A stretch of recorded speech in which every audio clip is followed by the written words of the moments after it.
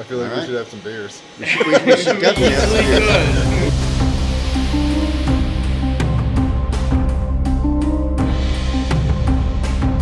All right, this is Blake with Astral, founder of Astrals. I'm here with one of our people that help make our putters. So great opportunity to introduce you to the people that make our putters and kind of show you why we have such an emphasis on U.S. manufacture. So this is Tyler Hackbarth.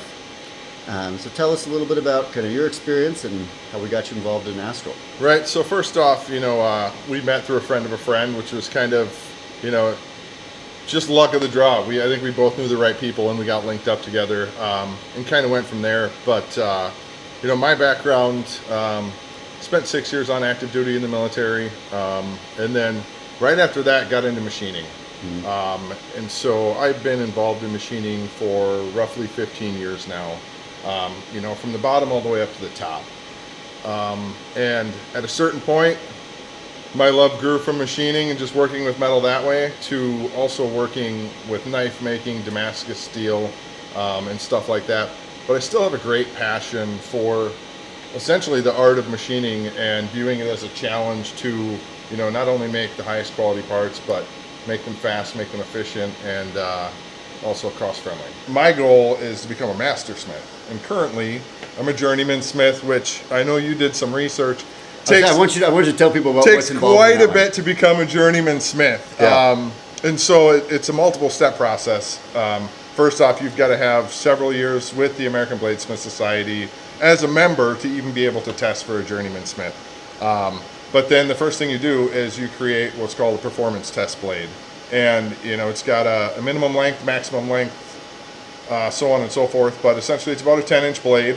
Can't be longer than 15 inches overall. And the steps you go through is it's one swing clean through a 1-inch rope. That's step number one.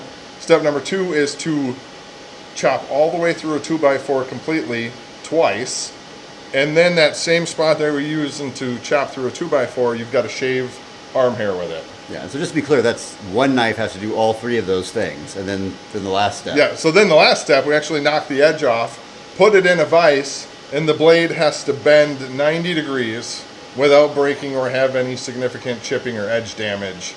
And it doesn't necessarily have to return to true, but it can't break. All right, so let's bring back to putters. So one of the fun things about kind of teaming up with Tyler here is that it carries two very important sides of our business. One is the machining of our actual parts.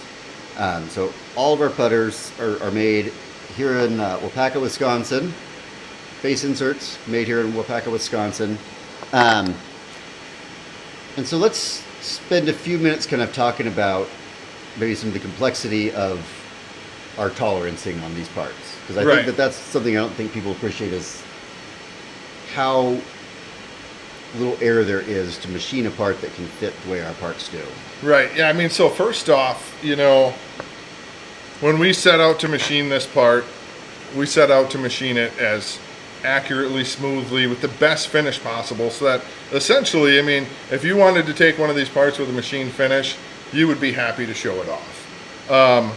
But from that, the connection of not only where your hosel adapter is going to go in is an extremely tight tolerance.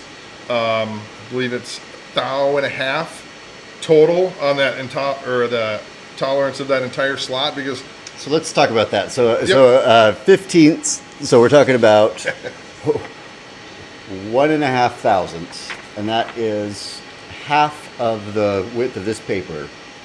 So our parts, from a fit perspective, cannot exceed a half of a piece of paper in diameter on either side of that connection. There's two connections that we got to meet on tolerancing.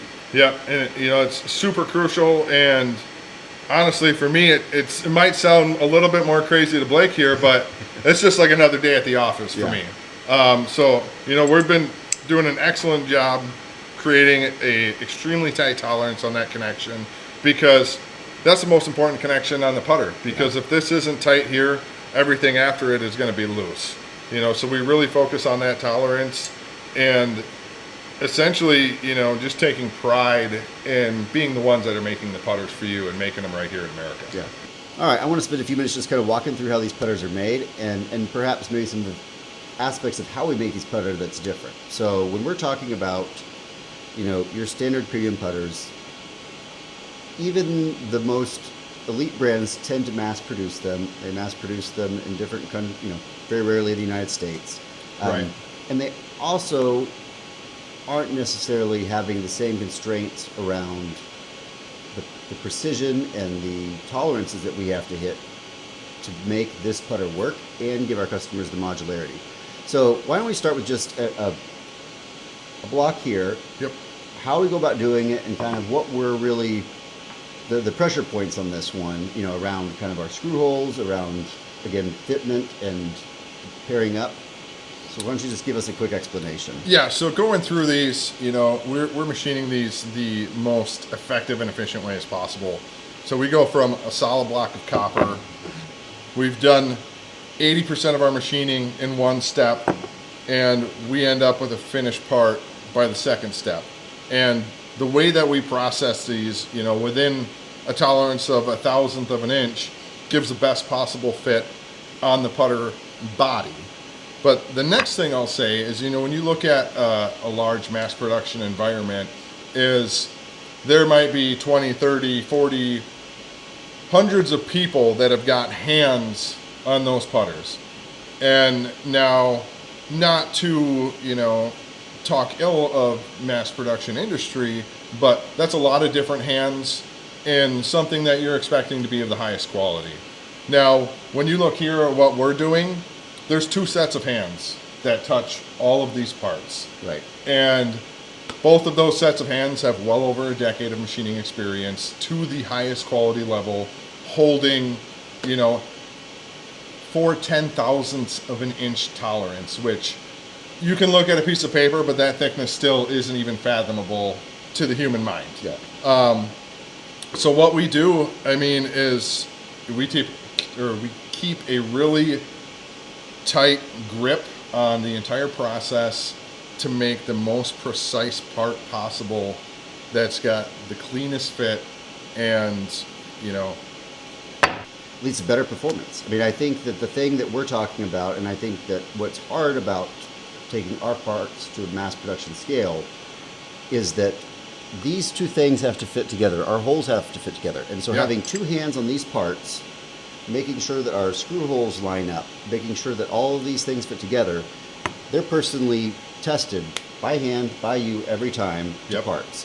And so when we want our putters to be the highest performing putters, we're using the highest grade of materials, and we are making sure that the elements of this face are flat every single time. Every time they start this machine up, they are making sure that it is perfectly perpendicular to the cutting line. Well, that's a quick insight into how these putters are made, and when you're looking for the top performing putter, you want it built with the best quality materials by the best people in the world, and keeping our jobs here in the United States with guys that you know and trust.